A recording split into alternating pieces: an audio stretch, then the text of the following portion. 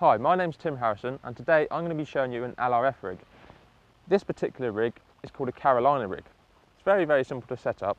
What I've got here, I've got my mainline braid of £8. Tied onto that, I've got £6 fluorocarbon. And then onto the fluorocarbon you slide on a small bead which is able to slide up and down the line, followed by a worm weight or bullet lead, whichever you want to call it.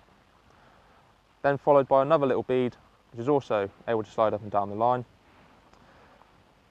And followed by that, we have a little stop knot.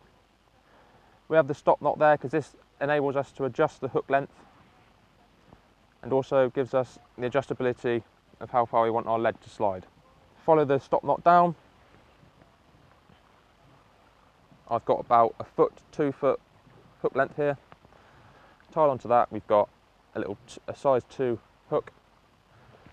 On the hook, we've got threaded on a Maruku Power Isom. This is a great little rig if you're fishing for mullet, gilthead bream, flounder, as I'm doing today. Place even your mini species off your harbour walls. They all tend to love this little rig. But this rig doesn't just work in the sea. This also works very successfully in fresh water for carp, tench, bream, roach and perch, and obviously all of your freshwater predatory fish. The whole idea of the rig really is you've got your weight and your beads up the top here. I personally like them sliding because when it hits the bottom or they're moving around as you're jerking back your worm, it just gives that bit of noise. And I feel that helps attract the fish. They hear the noise in the water and they home in on that. And obviously with the stop knot, that just gives me that adjustability if I want a longer hook length or a shorter hook length. It's completely up to the angler. Like I said, me personally, I prefer a hook length of around 1 to 2 foot. This rig is very simple to use. You cast it out there and you let your lead hit the bottom and wait 5 or 10 seconds for your worm bait to slowly sink down to the bottom in a natural look.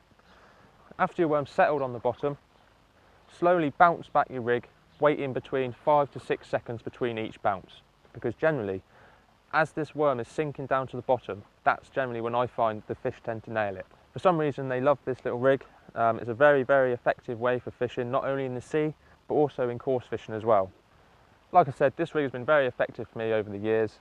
I've caught gilthead bream, mullet, flounder, plaice, bass and even freshwater fish from carp all the way up to sort of pike and perch. Very simple rig to use but very effective. And that's my version of the Carolina rig.